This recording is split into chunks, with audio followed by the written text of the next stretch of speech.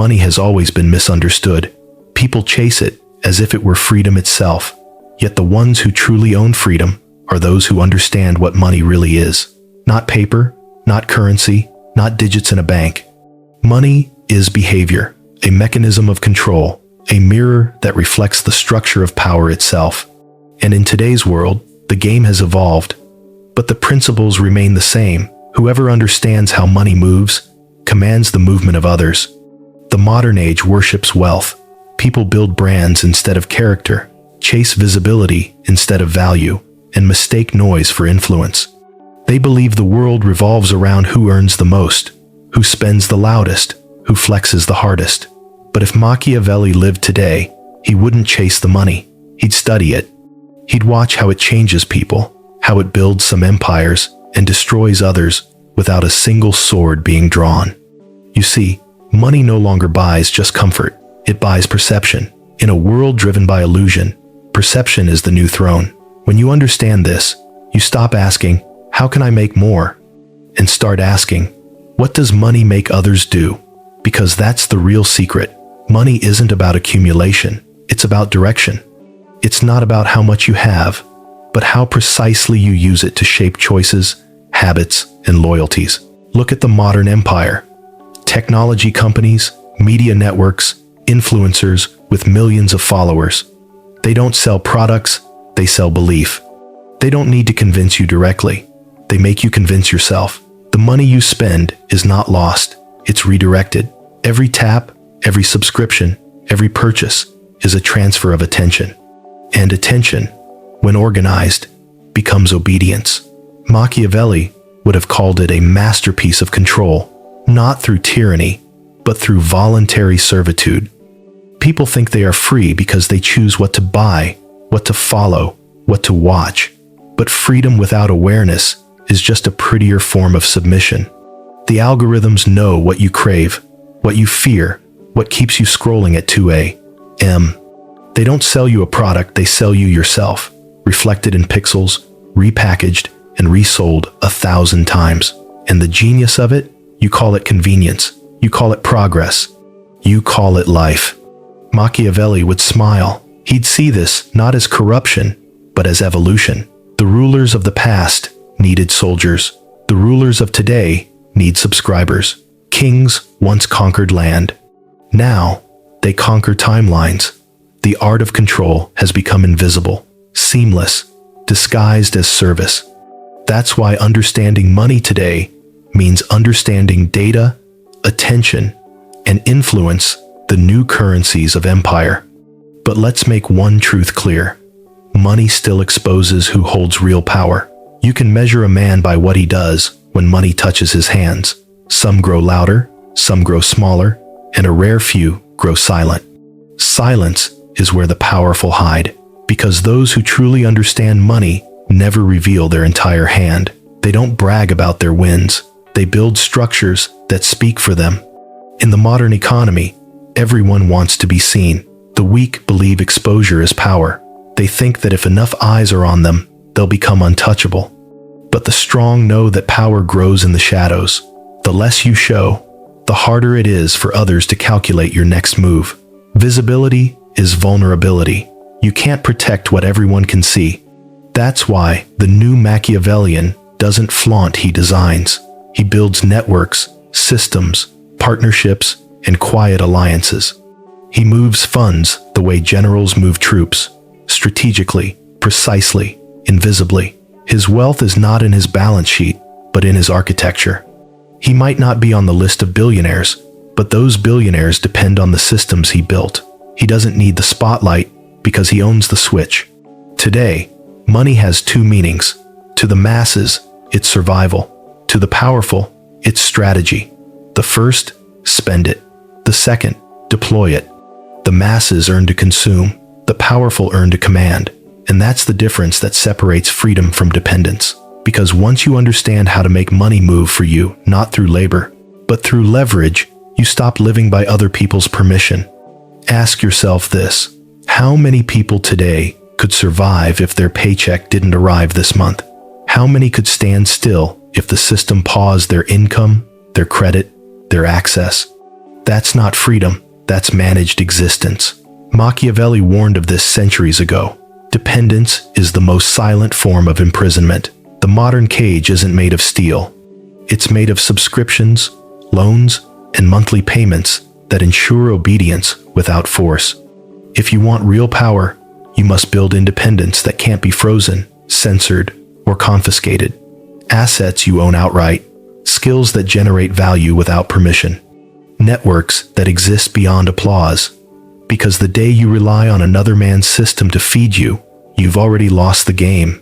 Power doesn't belong to those who earn the most. It belongs to those who can walk away without losing anything vital. And that's the paradox of money. The less you need it, the more control you gain. The man who fears losing money can be bought. The one who isn't attached to it cannot be moved. Detachment is dominance. The world expects you to chase comfort, but comfort is a leash. The powerful don't chase comfort. They build fortresses that produce it automatically. They don't need luxury to feel powerful. Their peace comes from structure. In the end, the modern Machiavellian doesn't measure success by possessions, but by leverage, by how many systems work in his favor when he sleeps, by how many people act on his ideas without him asking, by how easily he can disappear and still control the room. That's the kind of power no currency can buy.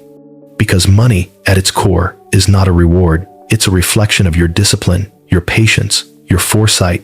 It amplifies who you are. The fool buys more. The wise build more. And the strategist? He uses money to shape reality itself. So, when you look at the world today, at the chaos, the noise, the endless hunger for more, remember this: not all wealth is visible. The richest man in the room might not own the car, the house, or the brand. He owns the structure that keeps them all running. And that's why true power, even now, belongs not to those who earn money, but to those who understand it. If previous part taught you anything, it's this: the system doesn't reward intelligence, it rewards control. And control in the modern world flows through money, not the possession of it, but the understanding of how it moves, mutates, and manipulates. Most people are employees of an illusion. They wake up, trade hours for income, then use that income to buy comfort that keeps them too numb to question the exchange. They believe their job gives them purpose, their salary gives them value, and their possessions give them meaning. But look closely. The moment their paycheck stops, all of it vanishes: their confidence, their identity, their illusion of stability. Machiavelli would call that what it truly is: dependency dressed as dignity. Today's kingdoms don't have flags, they have brands. Nations compete with corporations for influence. People pledge loyalty not to rulers, but to logos.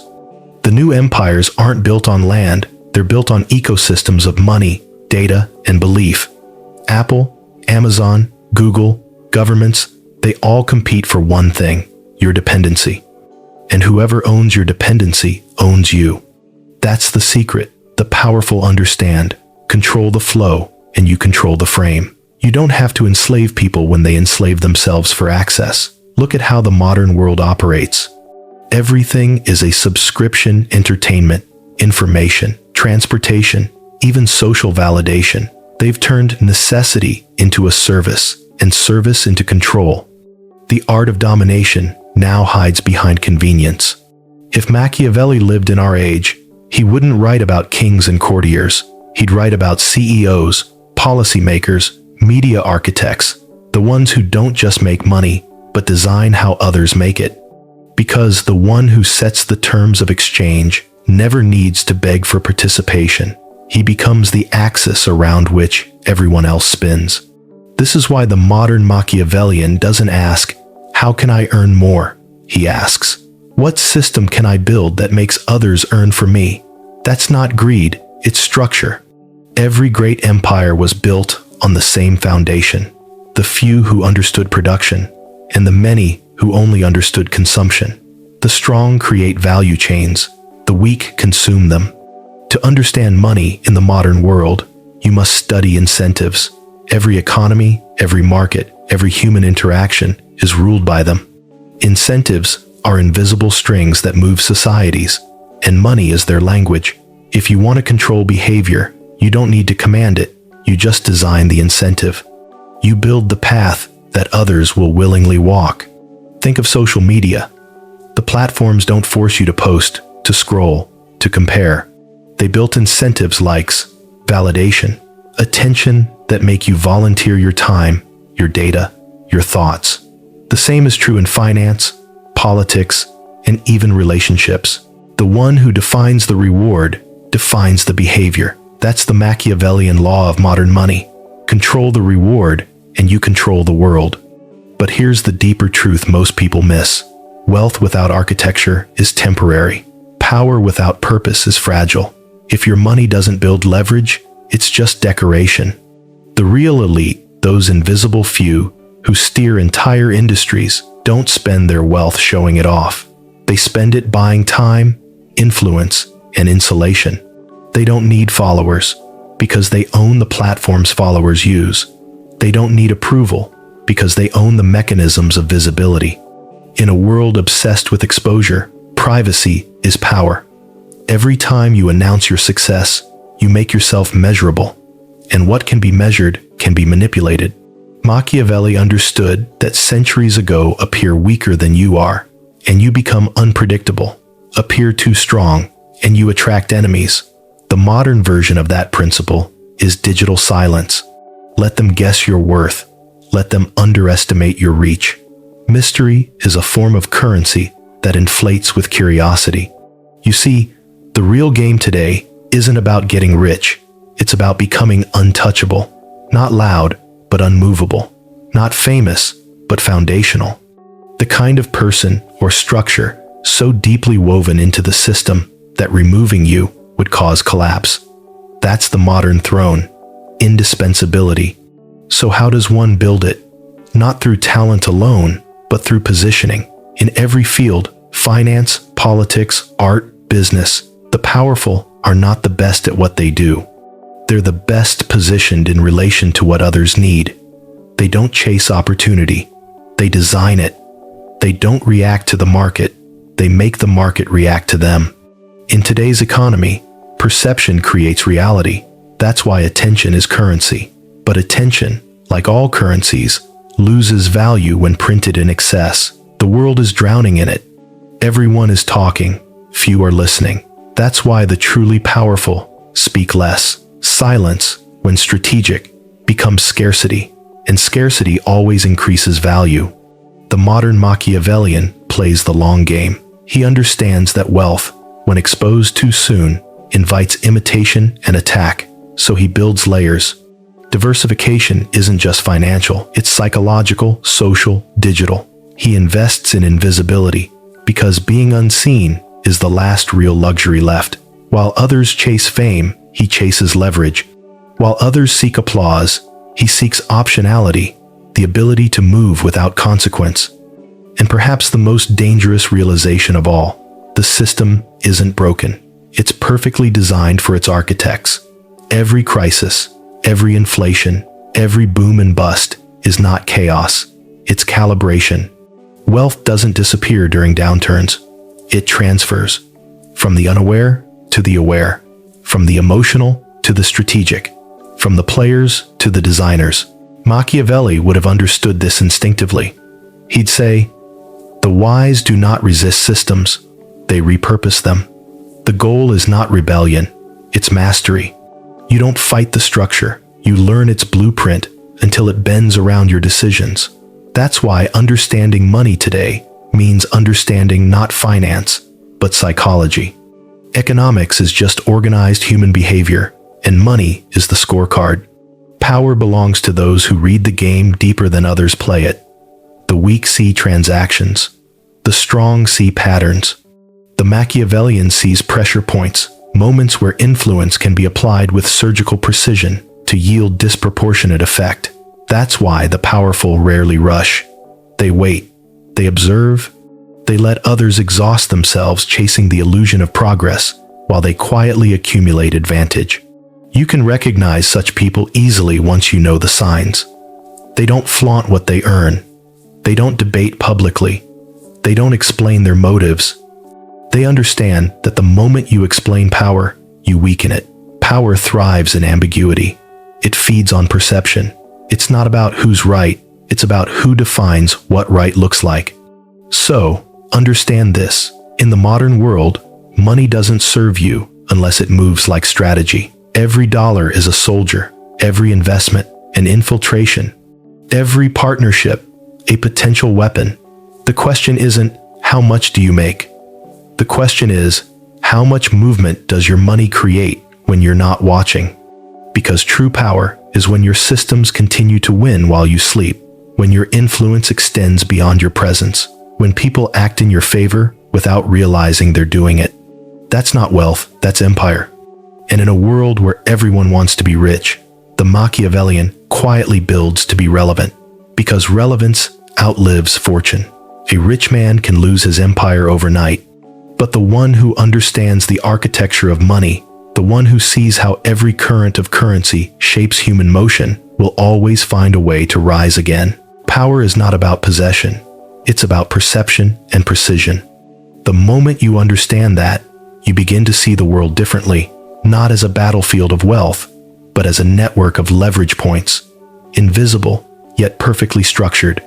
Every society, every company, every individual relationship is sustained by one thing: belief in the system that governs value. And whoever shapes that belief shapes behavior.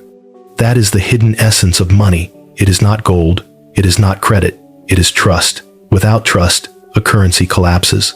Without confidence, a market dies. But here's the Machiavellian truth. Trust is not earned. It is engineered. It's not something people freely give. It's something they're conditioned to depend on. Governments do it with laws. Corporations do it with branding. Influencers do it with authenticity. The methods differ, but the goal is the same. Create a narrative so strong that people stop questioning it. And once people stop questioning, they become predictable. Predictability is control. The powerful understand this instinctively. They know that the masses want two things: safety and status. Money is the illusion that promises both. It gives the poor the hope of progress and the rich the illusion of permanence. It fuels the same engine in opposite directions. That's why the economy never stops. It's not built on production, it's built on desire. Machiavelli would say, control desire and you control destiny. In the modern world, this principle has become an algorithm. Data scientists now do what monarchs once did: measure, predict, and manipulate human appetite. Every click, every search, every pause in your scrolling tells the system what you crave. And the system responds, feeding you more of it, until you become addicted not to pleasure, but to repetition. That's the modern chain: invisible, self-imposed, efficient. You think you're choosing, but your choices were designed. You think you're working for money, but money is working through you. Every transaction is a trade of control. Some give it up willingly, others never realize they've surrendered it. So the question becomes, how does one escape the illusion without stepping outside the world entirely? The answer lies not in rejection, but in redirection. The Machiavellian doesn't fight the system. He learns to reverse engineer it. He studies what others follow blindly. He dissects trends, incentives, and dependencies until he can build structures of his own. He understands that power doesn't come from competing, it comes from positioning. The lion doesn't run after every prey, it waits where the prey must pass. Likewise, the strategist doesn't chase opportunities, he builds the environment where opportunity becomes inevitable. That's the secret of sustainable wealth. It's not speed, it's placement. In today's world, speed has replaced depth. Everyone rushes to be first to invest, first to post, first to profit. But the Machiavellian knows that power is not about being first, it's about being final. The one who writes the rules that others must follow wins, regardless of who started the race. You see it everywhere. Social platforms dictate fame, banks dictate credit, algorithms dictate what you think is relevant, and through it all, the illusion of choice remains intact. You believe you're independent because you can select from a menu, but the menu itself was written by someone who understands money better than you. And this is why understanding money is the highest form of understanding power. It's not just economics, it's psychology, sociology, and warfare combined. Because whoever decides how money flows, decides how people move. You can see this clearly in politics. Nations go to war, not for ideology, but for resources, trade routes, and market control. Ideology is the cover story. Economics is the cause. In personal life, the same principle applies. Relationships, careers, influence, all orbit the same gravitational pull. Dependency. People remain loyal not to you, but to what you provide. Remove the benefit, and the loyalty evaporates. That's why the powerful never give without purpose. Their generosity is always architectural. Every favor, every gift, every opportunity carries an invisible ledger. You might not see it, but the debt is there, emotional, psychological, strategic. This is not cruelty, it's structure. Machiavelli would say, never give without calculation, and never calculate without concealment. Because power that looks deliberate invites resistance, but power that feels natural becomes permanent. The key is to make others believe that their dependence on you is their own idea. That's when control becomes effortless. Now, look at our modern leaders, the quiet billionaires, the digital architects, the financiers who never appear on magazine covers. Their genius isn't in technology or investment, it's in invisibility. They understand that exposure is taxation. Every spotlight brings scrutiny. Every trend brings imitation. The real Machiavellians of today don't trend, they transcend. They move capital without noise. They fund narratives without credit. They influence leaders without elections. And when the public finally notices their existence, it's already too late. They've shaped the environment so deeply that even rebellion occurs within their system. That's the ultimate sophistication of modern power. You can't overthrow what defines the terms of your rebellion. You can burn the palace, but not the principle that built it. Money, when understood deeply, isn't just leverage, it's architecture for human behavior. But what does this mean for the individual who wants to rise? It means you must shift your mindset from consumer to creator, from earner to engineer. Stop measuring your worth by how much you make, and start measuring it by how much movement your decisions create. Can your choices alter outcomes? Can your ideas attract capital, attention, or trust? If yes, you've begun to tap into the architecture of money. It starts small. Understanding incentives at your job, reading power dynamics in your relationships, recognizing emotional transactions behind financial ones. Because every system of money is also a system of emotion. Fear and greed are its twin engines. When you can stay calm while others panic, when you can delay gratification while others crave immediacy, you begin to separate from the herd. And that's when power starts noticing you. Not because you're loud, but because you're unmoved. Stability is rare. In a world driven by emotional reactions, those who remain measured appear almost supernatural. Machiavelli knew that calm is the most intimidating form of confidence.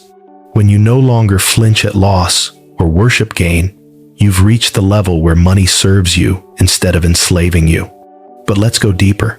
To understand money fully, you must understand fear. The economy runs not on growth, but on anxiety, fear of losing comfort, fear of missing out, fear of falling behind. The system doesn't need you to be miserable. It only needs you slightly dissatisfied. That's the sweet spot of control. If you ever became completely content, the markets would collapse. The Machiavellian uses this knowledge differently. He doesn't seek to escape fear. He learns to weaponize it. He understands that the threat of loss motivates people more than the promise of gain.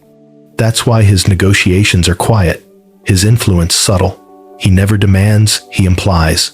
He never commands, he creates conditions where obedience feels like the safest choice. That's the invisible economy of power. It's not measured in currency, but in compliance. The ones who truly understand money know this. Control isn't about wealth, it's about optionality. The ability to act or to abstain without being forced by need. the freedom to say no without fear. That is the purest form of power. So remember this, the game isn't to earn endlessly. It's to earn enough to design independence, then to build systems that extend it. Because in the end, money is just a mask for something older and far more primal, the hierarchy of control. And those who see beyond the mask become what others fear most, ungovernable. Power changes shape. Once it wore crowns, now it wears confidence. Once it ruled by decree, now it rules by design. Yet, through every era, its pulse has stayed the same, the rhythm of money. To understand money is to see beyond its surface, to see it not as wealth, but as will. The will to shape the world, the will to define the terms of survival. And today, as humanity steps deeper into a digital age, that will is more valuable and more dangerous than ever. The digital revolution promised freedom. Instead, it delivered exposure. Every transaction, every movement, every click, every thought shared online builds a profile, not of who you are, but of how you can be controlled. This is the new feudalism. The lords are invisible algorithms. The peasants are the users who feed them. We are all data laborers now mining ourselves for free. But the Machiavellian mind doesn't resist this. It exploits it. It understands that where others see surveillance, there is also information. And information, in the right hands, is leverage. The new wealth is not cash, it's clarity. Knowing what others want before they do. Anticipating desire, forecasting fear, influencing emotion at scale. The one who masters this doesn't just own assets, he owns awareness itself. Look at the titans of our age, the ones shaping entire economies from a laptop. Their genius isn't coding or marketing, it's narrative. They've learned to translate belief into capital. They create ecosystems of loyalty so deep that consumers become missionaries. The currency they trade in isn't money, it's meaning. They know that if people believe they're part of something bigger, they'll surrender profit for participation. This is why understanding money in the 21st century means understanding psychology more than mathematics. The numbers are secondary, the story is primary. Stock markets rise and fall, not on performance, but on perception. A single rumor can erase billions. A single tweet can move currencies. What does that tell you? That the real asset is attention. Whoever commands it, commands motion. And yet, attention is volatile. It burns fast, fades faster, which is why the modern Machiavellian no longer plays for visibility, he plays for infrastructure. He builds what others need to use, then steps out of sight. When others fight for stage time, he owns the stage. When others debate policies, he finances both sides. When others argue about freedom, he controls the platforms where those arguments take place. That's not conspiracy, that's strategy. Because true control doesn't scream, it whispers. The best rulers of history weren't the loudest. They were the most strategic in their silence. They understood that real power doesn't announce itself. It reveals itself only when necessary, and even then, only partially. The rest is left to speculation. And speculation is the most efficient engine of influence ever created. Machiavelli would see the modern billionaire and recognize the same principles he once taught to princes. Appear virtuous, he'd whisper, but remain ruthless in logic. In today's world, that translates to moral branding corporations and individuals presenting themselves as saviors while securing control behind the scenes. It's not hypocrisy, it's evolution. Public morality is simply another market to be managed. And yet, beneath all this sophistication, the core truth remains brutally simple. Money moves toward those who move without emotion. The masses react. The powerful calculate. Emotion is expensive. Detachment is profitable. When the crowd panics, the Machiavellian buys. When the crowd celebrates, he sells. His calm is not apathy. It's weaponized patience. But there's something deeper, something the powerful understand instinctively. Money is not infinite, but cycles are. Economies rise and fall, currencies change, empires dissolve. But the patterns, greed, fear, opportunity, collapse, they repeat endlessly. The one who understands this never truly loses. He adapts, he reinvents, he rises again with each cycle because he doesn't cling to the system. He reads it like a map. And so the modern Machiavellian doesn't fear disruption. He welcomes it. Every crisis is a reset, a moment when the emotional lose their grip and the strategic expand their reach. Recessions are simply rebalancing events, transferring wealth from those who panic to those who prepare. The same cycle has repeated for centuries. Only the tools have changed. To master money, then, is to master time. To move not with the crowd, but ahead of it. To sense when the game is shifting before others even realize it's begun. That's not luck. That's literacy, financial, political, emotional. Because money, at its heart, is language. It speaks through markets, incentives, and reactions. And the fluent don't just interpret it, they rewrite it. But there's an irony to all this. The more you understand money, the less it defines you. The pursuit ends not in greed, but in clarity. When you finally see the machinery of wealth, how it seduces, distracts, enslaves you, realize the goal isn't endless accumulation, it's strategic detachment. The point is not to own everything, but to own yourself so completely that nothing owns you. That's the final stage of Machiavellian mastery.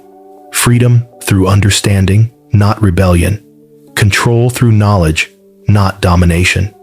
The world believes that money is power, but Machiavelli would correct them. Power is the ability to make money obey. The rich have money, the powerful decide what money means.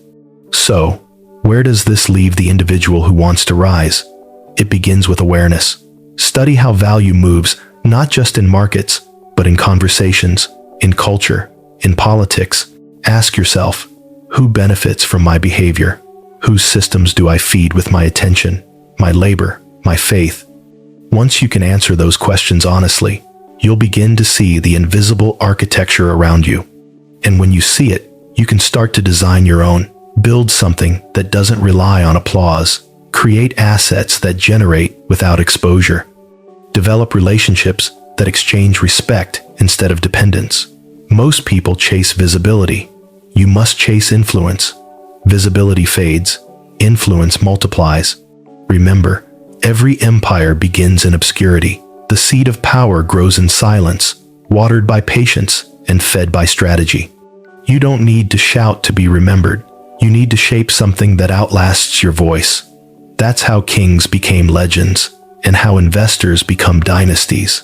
Machiavelli once wrote, "It is better to be feared than loved, if you cannot be both." In our time, that translates to something subtler. It is better to be understood than seen. Because when people understand your structure, when they realize how your systems sustain them, they will never betray you, even if they dislike you. Dependency is deeper than loyalty. So, understand money, not as wealth, but as the bloodstream of civilization. It carries the oxygen of power through every vein of society. Those who merely earn it are the cells. Those who control its flow are the heart. And when the next collapse comes, because it always does, remember what Machiavelli would whisper: do not curse the chaos, use it. When others are confused, build clarity. When others are afraid, design stability. When others sell, create. Because every empire begins the same way in a time of uncertainty, when the world needs direction, and the few who understand money quietly provide it. Power will always belong to those who read the world, not for what it shows, but for what it hides. The numbers, the markets, the headlines, they are only signals. Beneath them lies the real game: influence, incentives, and illusion. To master money is to master the story that holds the world together. And in that mastery lies the final truth Machiavelli knew before any economist, banker, or billionaire ever lived. Money is not the source of power. Understanding it is.